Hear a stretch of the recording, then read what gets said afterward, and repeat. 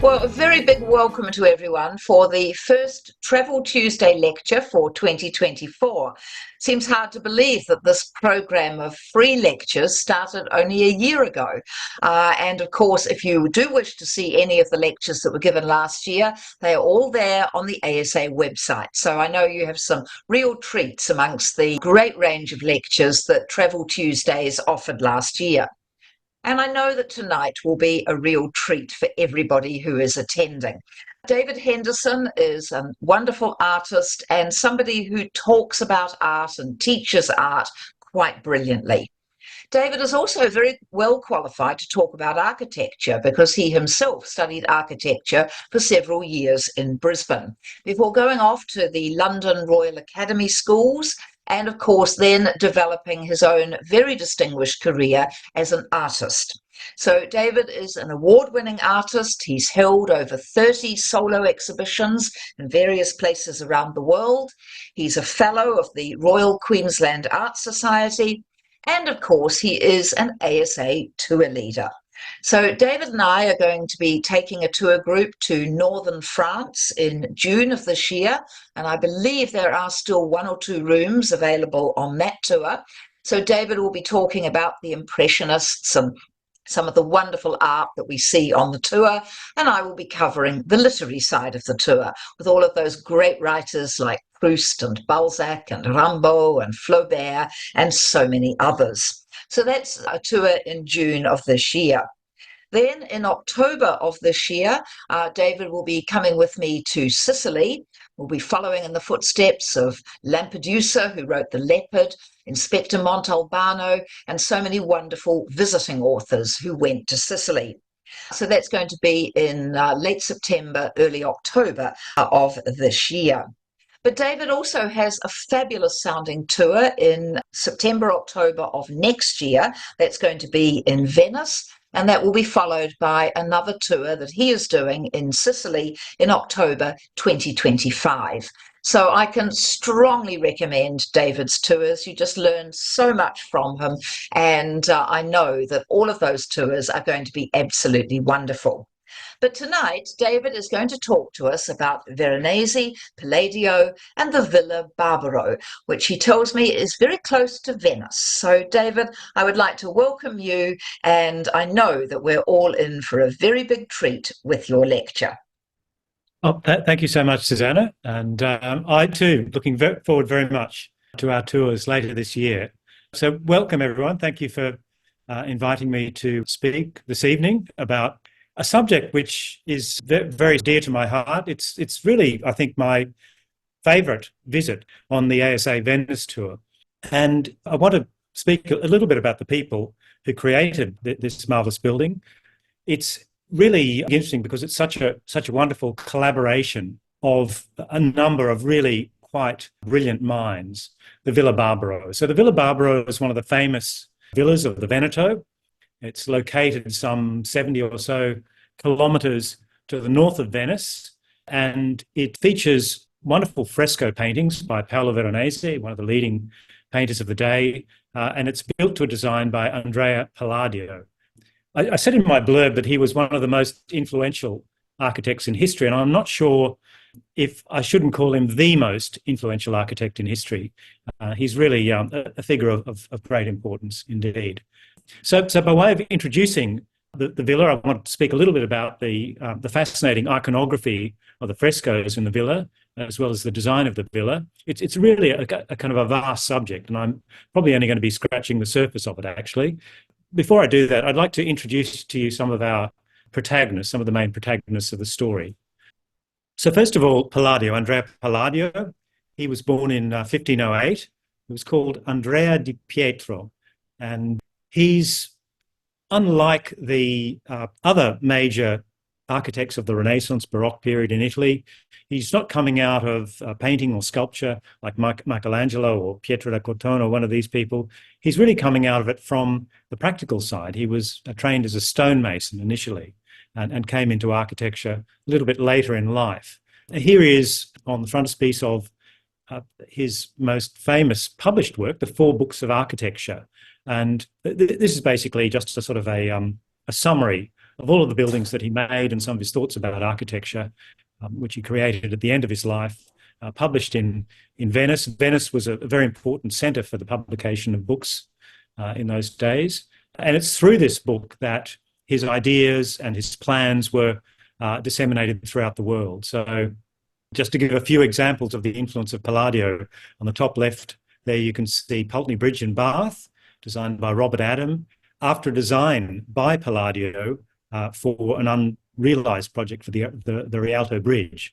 So all of Georgian England is really influenced very strongly by Palladio. In fact, the first half of the 18th century, the architecture is known as called the Palladian style. And this, of course, influenced Georgian architecture in Australia, not strictly speaking really a Palladian building, but as I say, Georgian architecture is strongly influenced by Palladio himself.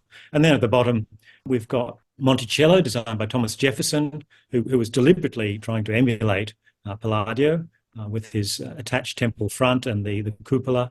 It's very similar to the Villa Rotunda. And then a building I'm sure you all recognise on the bottom right, the White House, very much a Palladian building. And probably one of the most recognisable features of the Palladian style in architecture is this attached temple front.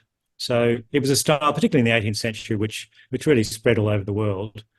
Here's Palladio in front of his the Basilica Palladiana in Venice, the building that sort of put him on the map. And he was taken up, as I said, by one of the local humanists of Vicenza, a chap named Gian Giorgio Trissino, who is one of the leading intellectuals of his day. And just a slight sort of diversion onto something of reading around this, there's some fascinating aspects of intellectual life in Vicenza in the 16th century.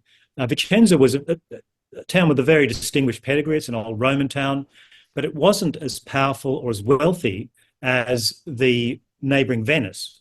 And it was always coming to grief with its near neighbours in the first half of the 16th century. It backed the Holy Roman Empire against Venice in the wars that sort of occurred in the Veneto in the early 16th century and was punished for that. And then trying to sort of support Venice against the papacy, it also encountered some conflict. In fact, Vicenza, and I didn't know this till recently, in the 16th century, beginning of the 16th century, was a hotbed of the Lutheran, heresy, and so it sort of attracted the suspicion of the church authorities. And in addition to these new religious ideas, it was a place where local intellectuals and humanists were cultivating the ideas of Plato in their humanist academies. And one of the interesting things about all this intellectual ferment are ideas about free will. So the Luther believed that humans didn't really have free will. This is just an illusion. Our striving for the good was caused by the will of God, according to Luther, and it was nothing to do with our individual choices. The Catholics, of course, free will was something that was part of the human condition in the Garden of Eden. Adam and Eve chose freely to eat the apple, and thus began the fall of man and the human condition, which includes our choice to behave well or badly according to our personal decisions and our personal free will.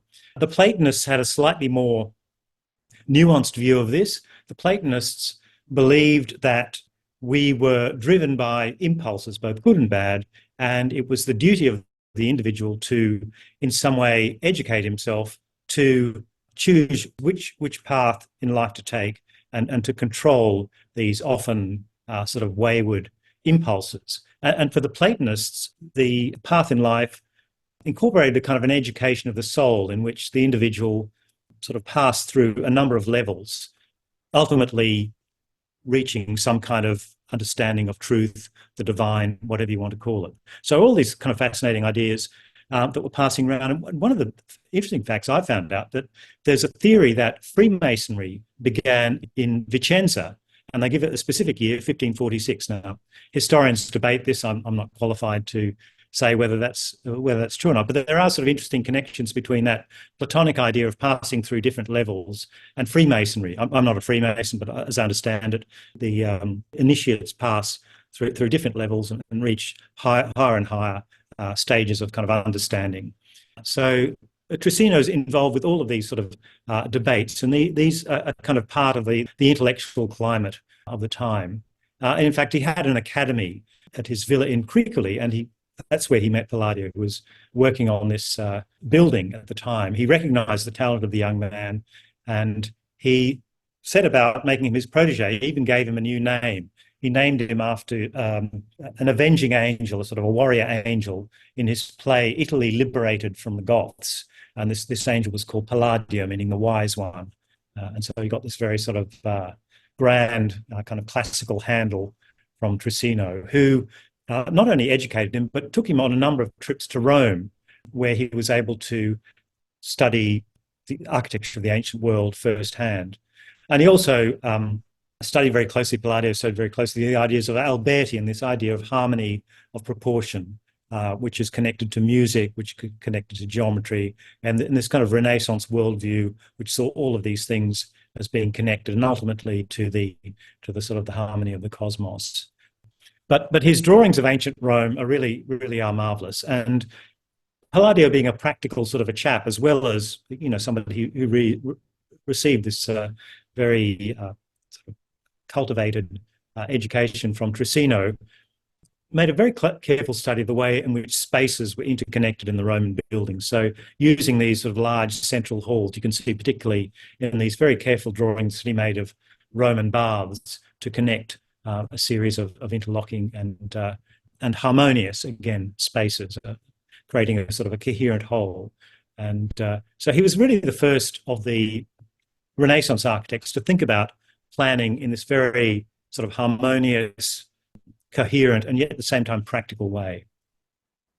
James Ackerman, who's wrote an important book on Palladio, says that there are two kinds of Palladian villas. The first is a sort of an ideal country residence, the kind of building that we read about in people like Alberti or Pliny, a place where the urban elites in towns like Vicenza could spend the summer months against a backdrop of civilized nature, sort of restoring their bodies and cultivating their minds. And the Villa Rotunda, the beautiful, ideal villa that Palladio built later in his career, is a good example of this sort of kind of ideal summer residence for the elites of the day.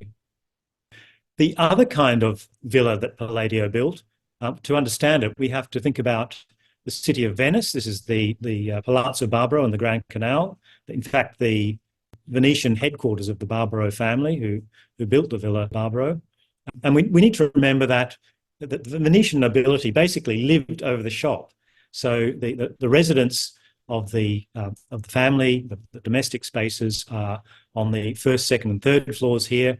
And the ground floor, as you might call it, or the canal level floor, was basically a warehouse and offices. So the Venetian economy is very much trade-based, and work and domesticity were contained in the same building of the upper classes. This all changed in the 16th century with the incursion of the Ottoman Turks, the discovery of America. Venice started to become marginalized and her economy was threatened. And so the Venetian nobility kind of reinvented themselves as gentlemen farmers. And the Villa Barbaro is a good example of this second type of villa, which is not so much an ideal sort of pleasure palace in the country, but rather a combination of aristocratic dwelling and working farmers' estate. And we can see that very clearly expressed in the facade of the Villa Barbaro. We have that central block with its grand pediment, this sort of, again, the temple front facade, and the two side wings which contained all the equipment and the rooms necessary for the making of wine, for stables, and for keeping various bits and pieces of farm equipment. So this is the villa we're talking about. Before I get onto that, I'll talk about Veronese briefly. He's one of the great triumvirate of Venetian painters. You might know this picture. It's in the Louvre, the largest picture in the Louvre, in fact, the Feast at Cana. And in the foreground, Veronese has painted portraits of the three great Venetian painters of the day. Veronese himself in white on the left. I think that's Tintoretto in blue and red in the middle, and Titian, the great painter, on the left. The three presiding geniuses of the golden age of Venetian painting. Here playing beautiful music together as a string quartet. Veronese imagines them creating this harmony together.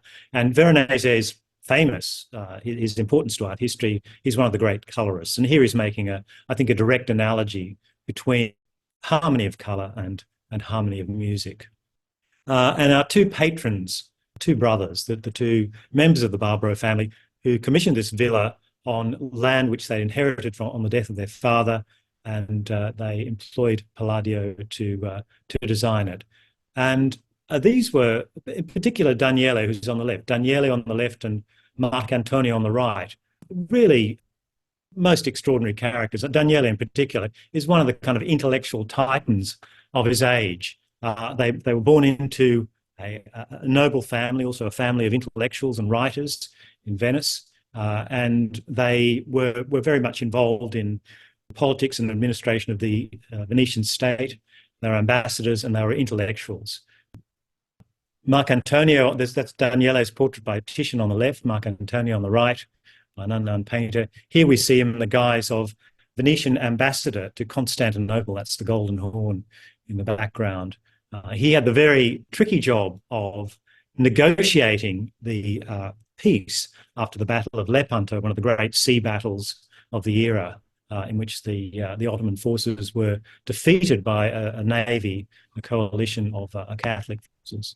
Here's Daniele, slightly later date, and he was also an ambassador. He was ambassador to the court of Henry VI in England, and he wrote on an astonishingly wide range of subjects. He wrote about mathematics, he wrote about perspective, he wrote about astronomy. He was considered to be one of the leading astronomers of his day. He was responsible for establishing what is one of the world's oldest botanic gardens in Padua, very closely associated with the medical school because of medicinal plants, of course. Very famous garden. And he wrote about philosophy, he wrote about Aristotle, but the work that he considered to be his most important was his translation of the Roman writer Vitruvius's book on architecture, the 10 books on architecture. And Daniele thought that architecture was the greatest of all the arts. And for him, it was what made sense of science and art and philosophy. So he held architecture in great esteem. He was a cleric here. He was elected to the position of Patriarch of Aquileia, very high ecclesiastical office. A position he never took up, but it gave him, fortunately for us, it gave him plenty of leisure time to plan buildings and to write books. And he was an enormously important cultural figure in his day. Here's a detail, again, of his portrait by Veronese, showing details of his work, his translation from Latin into Italian of Vitruvius.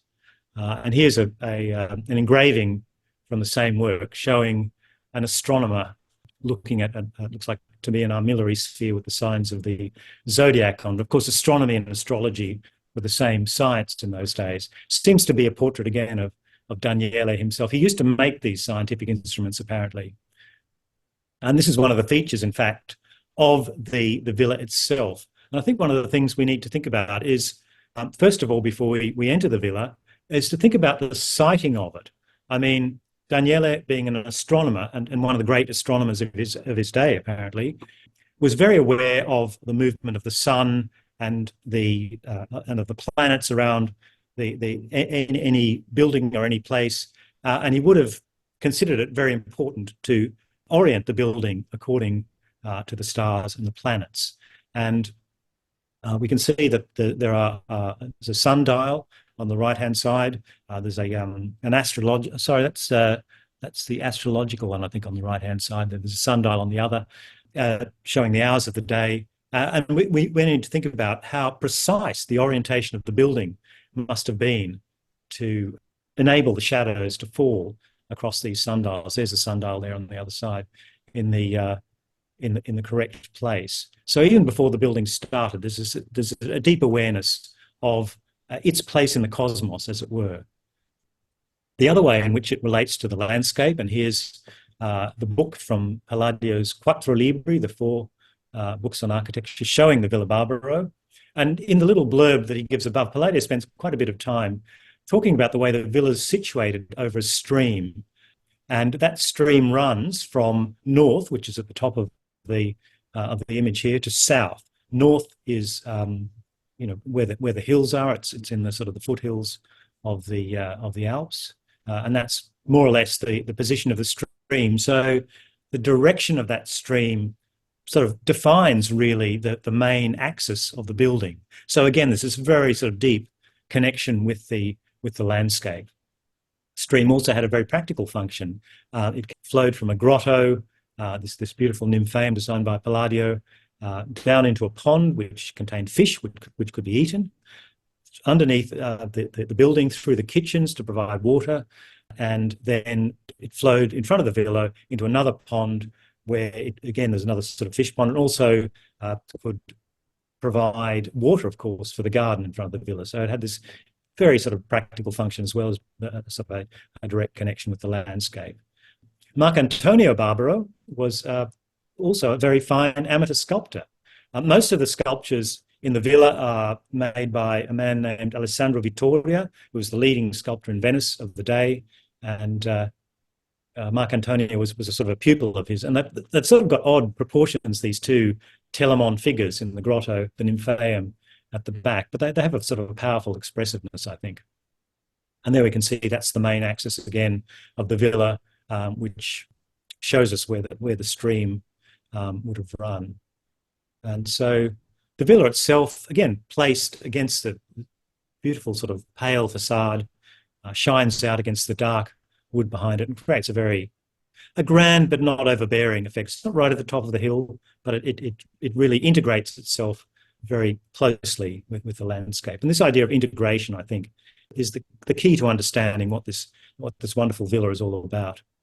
The facade contains many references to the Barbaro family and their achievements, their importance. On the left-hand side, we're reminded that Daniele is the patriarch of Aquileia, this high ecclesiastical office, and Marco on the other side is ambassador to France at this particular point in time. The double-headed eagle is a reference to Marcantonio's wife, Justina Justiniani, allegedly descended from the Emperor Justinian. And there's also, some say, a sort of a sly pun. Aquila is eagle, so it's Aquileia. It's a bit like eagle. And mythological scenes on the front, that shield with the circle is the Barbaro coat of arms there.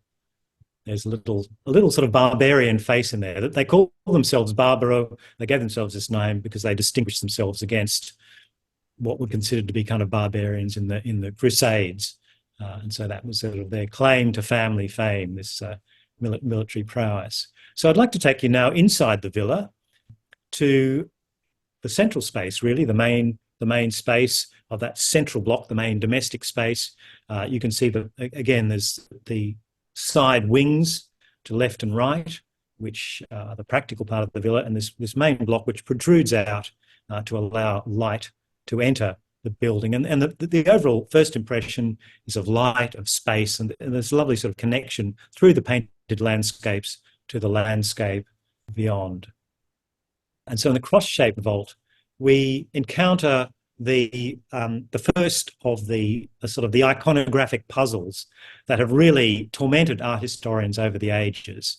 And this cross-shaped hall incorporates a number of female figures that we see immediately. And neither the Barbaros nor Veronese wrote anything about the iconographic program, the meanings behind the imagery, anything about the sort of the content of the painting. So it's something that's been pieced together laboriously by art historians over the last 50 years and has included, I think, many sort of dead ends, many sort of rather bitter debates, and I think that new discoveries are still being made. So it's a kind of the whole villa presents itself as a sort of a fascinating conundrum. So here's one of these ladies. There are 8 of these women, and initially they were thought to be the muses of Apollo. Now, aren't there 9 muses, I hear you say, for Apollo? Why are there only 8 women? Well, they have to fit into the space. They have to be symmetrical. And so that led to the search for the missing 9th muse. Here they are, these suonatrici, they're called, female musicians. And we here encounter the first of these wonderful juxtapositions in the Villa Barbaro, in the painted decoration, of these kind of ideal imaginary figures who are like sort of statues and niches, combined with people in the real world, probably portraits of family members. And this wonderful portrait of a little girl who I think Veronese has captured it beautifully, that combination of kind of curiosity and shyness that small people so often display when we visit their family. She's sort of peering around the door, and slightly curious, perhaps almost mischievous expression on her face. So it's a really sort of charming detail. And we'll see, as you'll see, there are many of these family portraits who are not just sort of integrated like a sort of a rather dreary painting on a wall or a simple likeness, but they interact with us. They emerge from doors. They elicit our responses as we almost as though we were visiting the villa. So these people from 500 years ago pop out of the doors and peer down at us from balconies as though they were still living. And here's her brother also opening a door. Well, in this case, a very well brought up young man who's on his best behaviour, greeting us as we enter the villa. And so we can see there are the two images symmetrical side by side. Now, one of the keys to the iconography of the villa, the way that the frescoes are painted, and it's also beautifully worked out, again, by this extraordinary mind of Daniele Barbaro, the great philosopher, sort of proto-scientist, and astronomer and so on. And if you look at it, we're looking down the main axis here. To the left, we see the male half of the villa. To the right, the female half. And these two male and female halves, I guess, are ultimately we can see as a kind of expressions of cosmic principles, yet another sort of attempt to construct an earthly order, which is a reflection of the cosmic order. That's looking in the other direction. So these are two more of these female figures. A chap named Dennis Ribio, who has written, I think, a truly brilliant book, and I think he might have had the last word. It's just come out recently about the iconography of the Villa Barbaro. And he tells us that these 8 figures, these 8 female figures, are not the muses of Apollo. In any case, where's Apollo? Shouldn't he be there? Where are their attributes, he says. But they are 8 women from antiquity known as the Delian maidens, and they are present at the birth of Apollo and Artemis on the island of Delos, and they're these virtuoso musicians. And the birth of Apollo and Artemis to their mother, Leto in Greek, Latona in Roman mythology. And this sort of myth of Latona or Leto is very central to the iconography of the villa, according to Ribio. In fact, he sees the iconography of the cross-shaped hall as a representation of childbirth, and in particular of the birth of the Barbaro children. And so in this space, he sees a juxtaposition of childbirth with the military victories of the Barbaro family. So when you come into this villa, you get this sort of subliminal message of the glories of the family. And it's all about not only telling you how great the Barbaro are, but there's a kind of a wider message, a wider meaning to it as well. So this idea of male and female, this theme of these juxtaposed genders or sexes is introduced to us in the cross-shaped hall. You can see the flags there in the distance, which bear the image of the Barbaro coat of arms, and these 8 musicians who are sort of present at this mythical birth. And Ribio even proposes that the way that the figures, these children, emerge from the doorways is a kind of symbolic representation of the act of childbirth itself. And he even goes on to say that the little mask, if you look at this image here, you look at the very top in the centre there, you can see in that arch, there's a kind of a head where the keystone should be, and there are 2 of these. When I was last in the villa, I heard a guide saying very authoritatively, well, actually, that's a portrait. The bottom one, I think, there is a portrait of the architect himself. That's a portrait of Palladio. But according to Ribio, these are representations, perhaps sculpted by Marcantonio himself, of childbirth. This is the woman in labour at the top, and this is the watchful, waiting face of the midwife below. So we're introduced to one of the main themes of the Barbaro villa. It is motherhood, it is fertility, it is childbirth. And this is connected again with the wider cosmos, the fertility of the earth, the order of the cosmos. I'll get to that in a minute. One of the wonderful features of the villa are these illusionistic landscapes.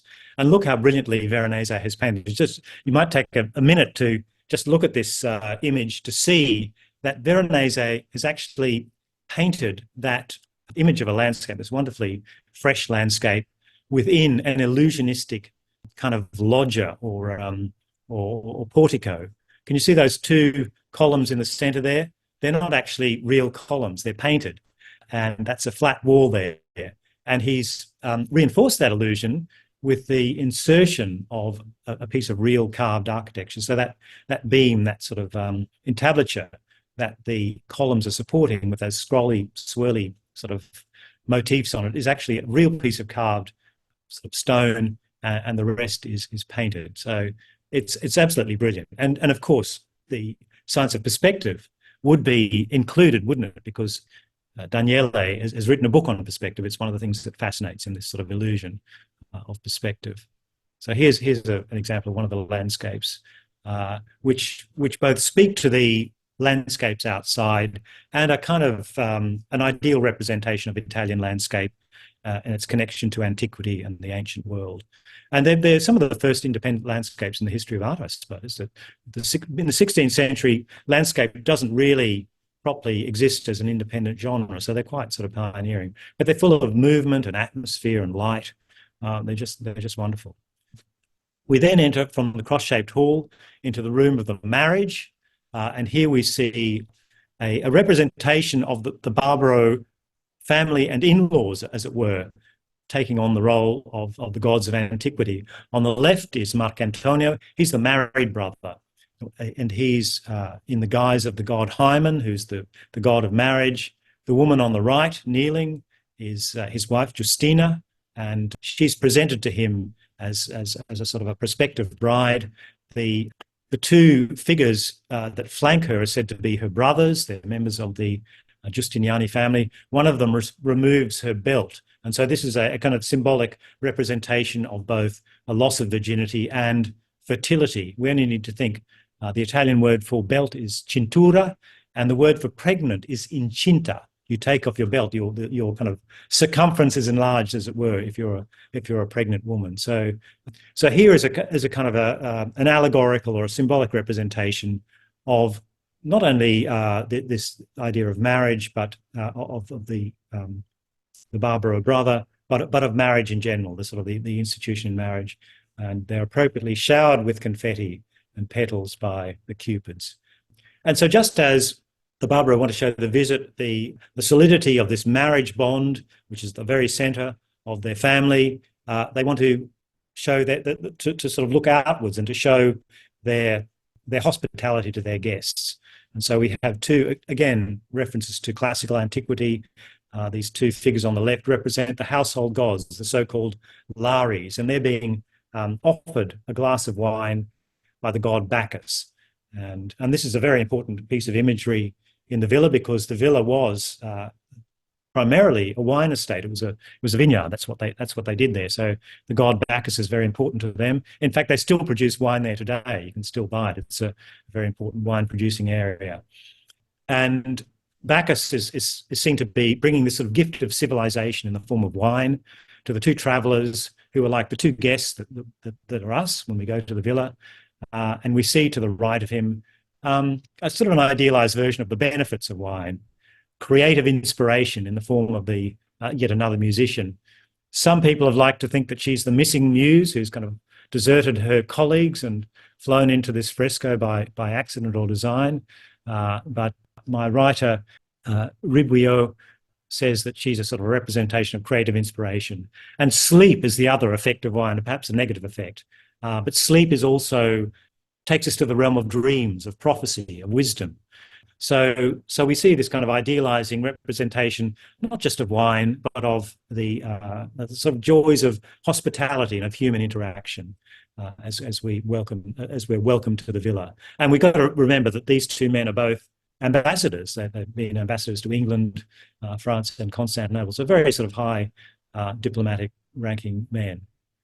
Here we see these two figures associated with the gifts of wine. So enjoy wine in moderation is the message I have. And here's a sample of the wines that you can buy, in fact, at the villa today.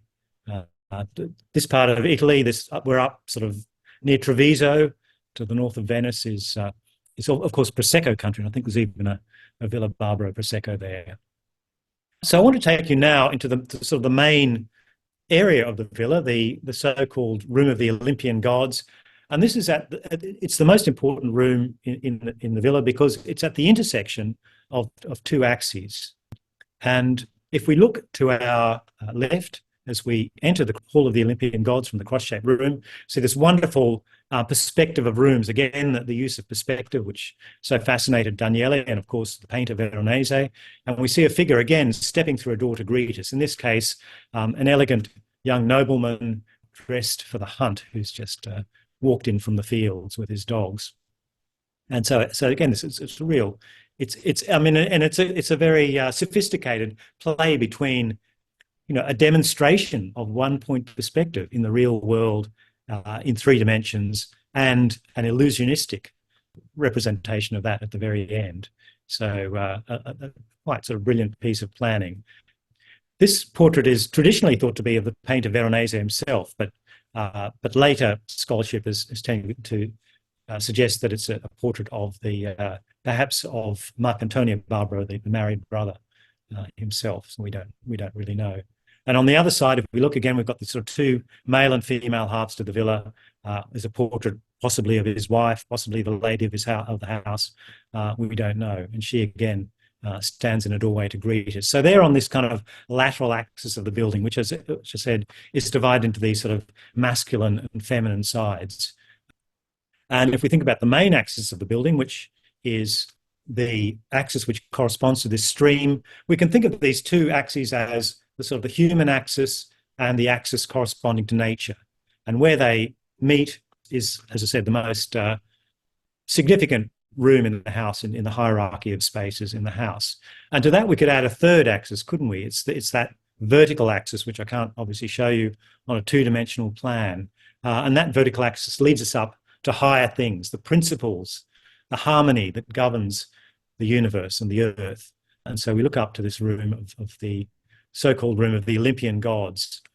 Lots of stuff going on there at the top and the bottom, and you've got to think that this is above our heads. Feel free to hold your screens up like this and peer up at it. But, you'll have to imagine that the two lunettes at the top and bottom here on the side walls, they represent the seasons. The octagon there contains a sort of a circle of the Olympian gods. They're all pretty easy to identify. And we've got around that, the four larger figures in the corners there represent the four elements. And the grisaille, those sort of white figures, represent the four kind of forces that govern, main forces according to this scheme, that govern the lives of men. And then we've got these wonderful trompe-l'oeil representations, again, of the Barbaro family to the left and to the right. So it's a slightly closer view of it.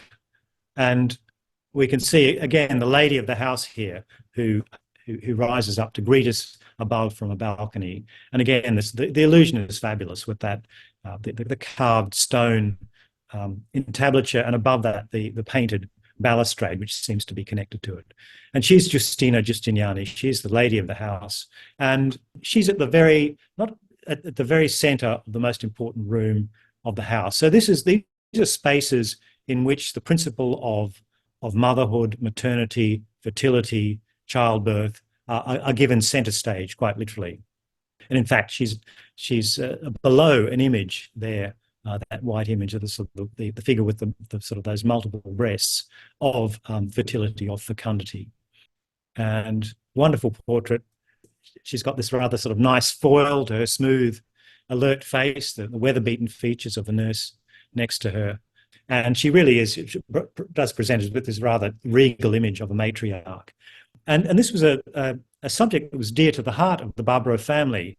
In the previous century, the grandfather of the two brothers had written a Renaissance bestseller, first appeared in manuscript and only been published just a couple of years before this was painted, and it was called De Re Uxoria, on marriage, on things of marriage. And in this book, Daniele's grandfather gave recommendations for, I guess, what was a sort of a burning issue then as now, what to look for in the ideal wife. And it was eagerly bought by the nobility of Italy because, of course, the forming of marriage alliances, dynastic alliances, was extremely important, both in the context of family life and political and economic life as well.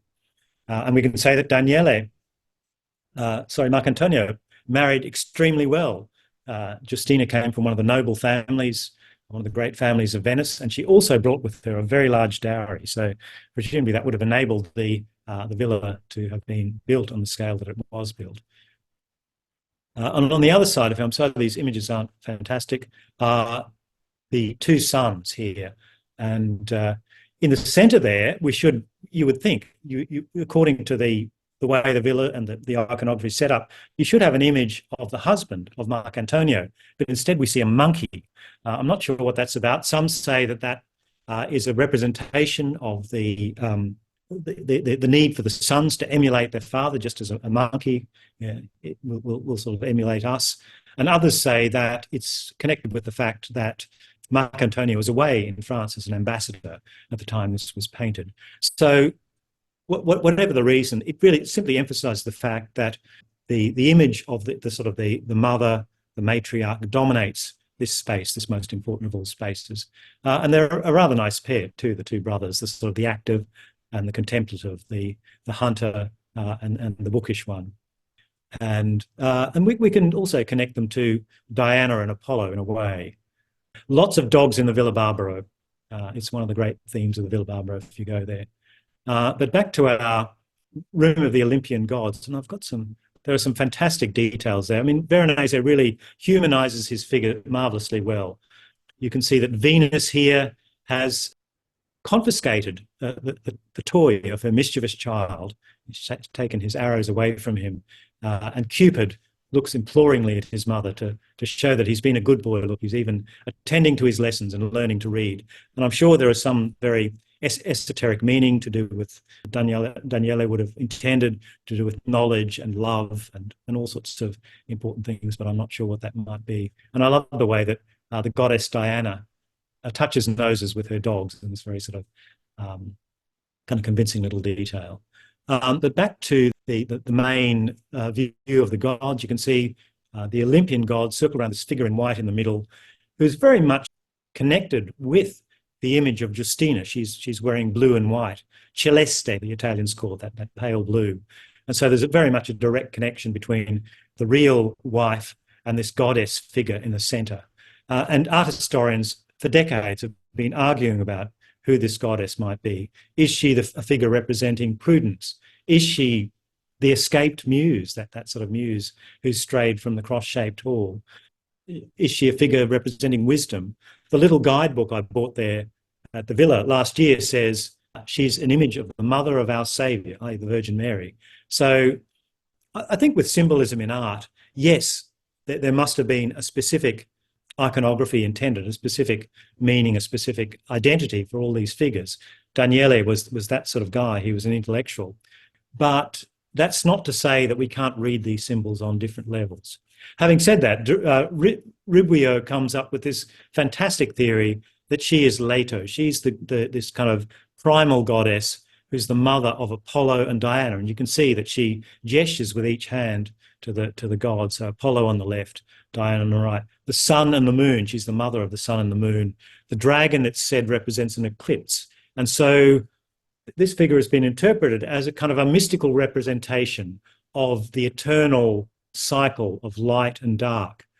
Later, when she tries to give birth, is prevented by Juno. She tries to prevent her from giving birth to the sun and the moon. She normally does it, and then she eventually does it. Light comes into the world. So this idea of light and dark, the eternal cycles of the seasons, the mother of these two, that she's like a sort of a form of a creation of these two primal symbolic gods is at the very center. She's sort of the mother of all in her representation. And Ribguio sees this as the sort of the key to all of the iconography of the villa. So that this representation of a celestial harmony has both specific meaning in the context of the Barbaro family and a larger meaning in terms of Daniele's worldview.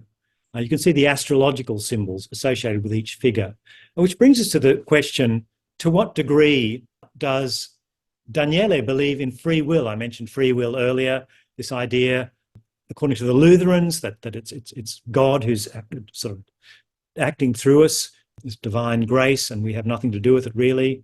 Or in an astrological system, we don't have any control over what happens to us or who we are. We're simply born under a certain star. And if we think we're acting according to our free will, then that's just an illusion. And we might think that all these debates belong to a kind of another era, but they don't really. If you ask a commonsensical person in the street and a neuroscience scientist, do we have free will today? You'll get two very different answers. So I think these questions are alive today. I personally find them interesting, as they were 500 years ago. So what does Daniele really believe? Here we see, he's a scientist. He believes in the kind of he's referring to the influence of the stars, but he takes again this very nuanced, I suppose, slightly Platonist, slightly Aristotelian view. And if we look at his impresa, this is his kind of personal logo. We can see the image of a fire. We can see smoke rising up from that fire, and we can see a star. According to this symbolism, the firewood is the kind of human life being consumed. The smoke is our thoughts going upwards, and the star is the sort of beacon of truth, or some kind of celestial a kind of guidepost that we should be following. And he refers to that explicitly in the little verse there. He says that it's through our free will that we choose to follow the star. It's not that the star is sort of influencing us without our knowledge or against our will, or sort of tricking us in some way. And when we move from the Hall of the Olympian Gods to the two rooms on either side, the mood changes. And I think Veronese is an artist with a fantastic range. He can be jokey, he can be witty, he can be fun, but he can also be quite somber. And these figures here, I think, are the most serious in these allegorical scenes in the villa itself. And so here we see a representation of, rather a different representation of faith, hope and charity. Faith represented by the figure on the right-hand side. Normally it's a woman, but here it's maybe an idealized representation of Daniele, who looks up towards, his hope looks up towards faith with the chalice, who indicates an image of a dragon swallowing its tail, very sort of esoteric and mystical image, which has been interpreted as eternity, or more specifically, it's the endless cycle of time. And that rainbow-like forms are sort of considered to be sort of the layers, the different spheres, the layers of the different heavens. And that little yellow shape above the little lizard or dragon swallowing its tail, we see that sort of the slightly ghostly, luminous image of God the Father, God the Eternal. So the interpretation of this would be of Daniele, who studies the heavens, who studies scientific phenomena, who studies mathematics, not as an alternative to divine knowledge, but as a way to divine knowledge. So faith, charity in the centre there, standing on her riches, and hope, who kind of indicates this way in Daniele's worldview to the truth. And this is flanked by another representation.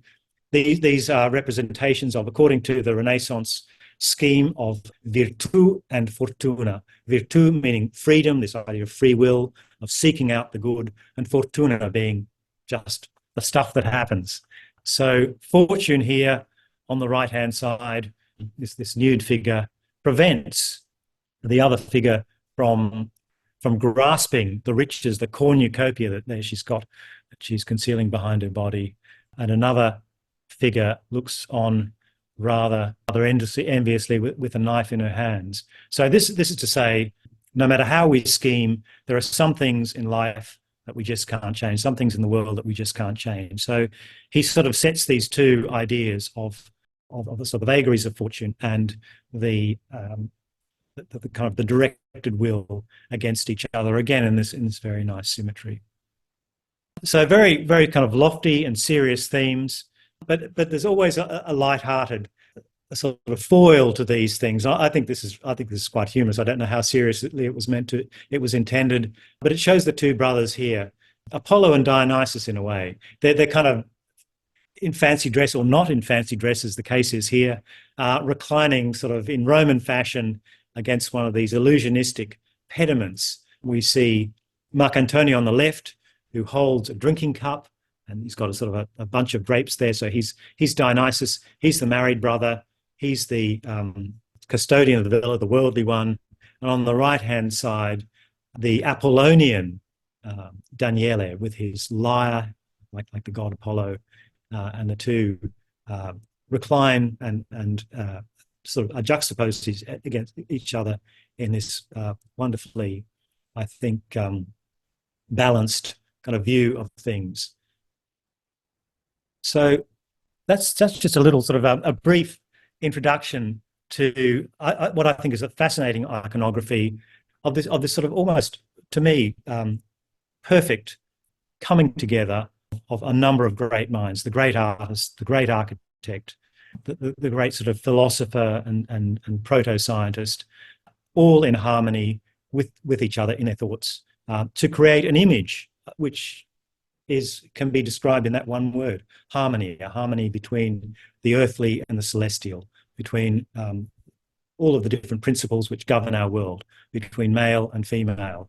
It's a luminous vision of a perfect world, and the villa, as it sits in the landscape today, with its beautiful fresco decorations, I think remains as a magnificent example of our dream of, what can we say, the good life. So there we have it. David, that was wonderful. Thank you so much. I think we've all learned a huge amount.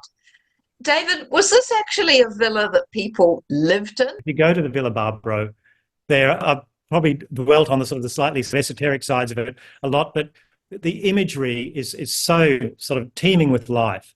There's every kind of dog represented, every sort of species of dog that you could imagine represented, all in sort of various sort of doggy attitudes.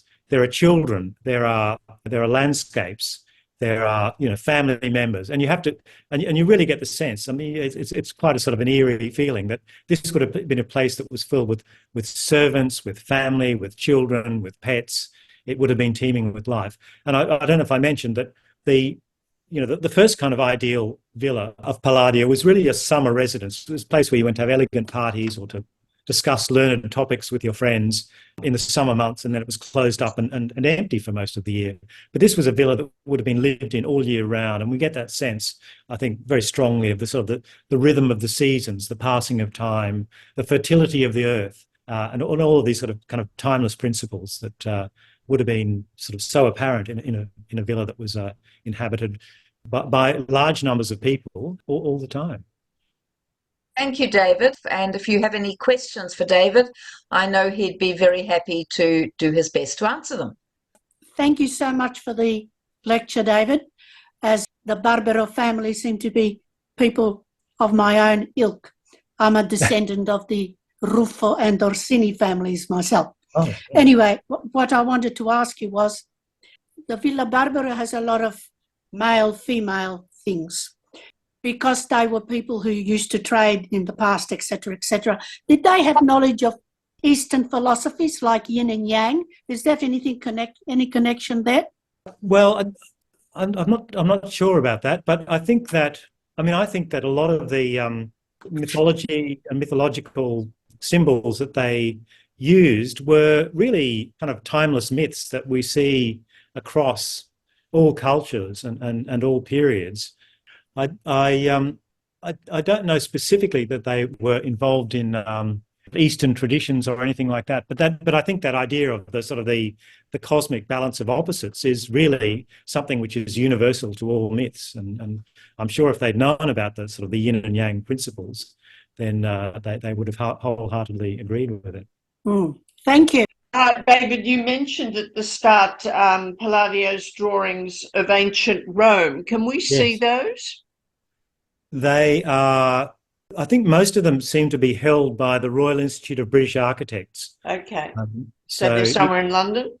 Yes, I believe so. I don't know how easy it is to view them or whether they're on display or not, but they seem to have a large collection, which is, I suppose, to be expected, given that Grand Tour in the 18th century and the fact that the English were so sort of almost obsessed by Palladio and his and the Palladian style, that they would have eagerly, collected and sort of bought such things. But the one that I showed you was quite a good quality image, but I had to really do a lot of searching to find a good quality image online. I'm sure if you went to the RIBA in London and told them that you were, want to see them, they would arrange to show me next time I'm passing, and maybe somebody's published them in a book. But anyway, I shall get in touch with them. Yes, yeah, no. Any other questions for David? David, there was one placed in the chat right towards the end of your presentation. Pam was asking if the images you were showing were frescoes. But yes, I should have mentioned that. They are all fresco paintings, and I think that's part of their appeal. Fresco is painted onto a white plaster wall, and so unlike oil painting, which becomes a bit darker in time, or if it's painted onto often a dark ground, it sort of looks a bit dreary after a few centuries. Fresco painting seems to retain its brilliance and freshness of colour. I mean, the other aspect of fresco painting is that because it needs to be painted onto wet plaster or damp plaster, the artist needs to work very quickly. So this means that the kind of the execution, the expressive brushstrokes, that the sort of rapidity and the need to simplify things is very important for the art. And Veronese does it brilliantly. He's one of these painters who's got a wonderful facility. So yes, that they are all fresco paintings. I should have mentioned that. Yeah, they are remarkably fresh. I mean, that added to the fact that they've got these wonderfully vivid representations of family members from centuries ago, brings the whole thing to life. It really is a most marvelous place to visit. I love the little girl peeping around the door. I thought she was fabulous. Yes. That was absolutely gorgeous. David, I was very interested. First of all, some of the frescoes reminded me of Michelangelo, to be perfectly honest. But I wanted to ask, there was use of trompe d'oeil in the villa. Was Veronese particularly interested in that? Well, yes. I think that Daniele, as I said, his patron was very interested in perspective. And that's a particularly Venetian thing. And I mean, I could have put lots of images. I was considering putting in an image of some of the altarpieces by Giovanni Bellini, which really so brilliantly connect the sort of the architectural frame of the picture with the painted architecture within the picture. And so there's that, real desire on the part of the artist to bring the viewer into the painting, to really feel that it's not a painting, it's you're almost looking through a window. And one of the devices that they use, as I showed you, connecting the real architecture, the carved sort of ornamental architectural elements with the painted elements within the painting. So they're really trying to sort of connect you with the figures in those images. But yes, very beautiful. Brilliant at that. Yeah, absolutely. Yeah. Well, I'd like to say a huge thank you for David for taking us right inside the Palazzo Barbaro and giving us such a wonderful tour of its architecture, its art, its style, its history, the people behind the house. I found it absolutely fascinating. So thank you very much indeed from all of us, David. Thank you. So thank you all so much, everyone, for joining us this evening. Thanks to ASA for making sure that these wonderful talks happen and that they're free for everyone to enjoy. And of course, a very special thank you to our wonderful lecturer and artist, David Henderson, who never disappoints. I always love listening to David. So David, thank you very much indeed from all of us. Thanks, everyone. Have a good evening and see you for the next Travel Tuesday. Bye. Bye. Bye. Thank you. Bye. Thank Bye. you. Bye-bye. Bye-bye.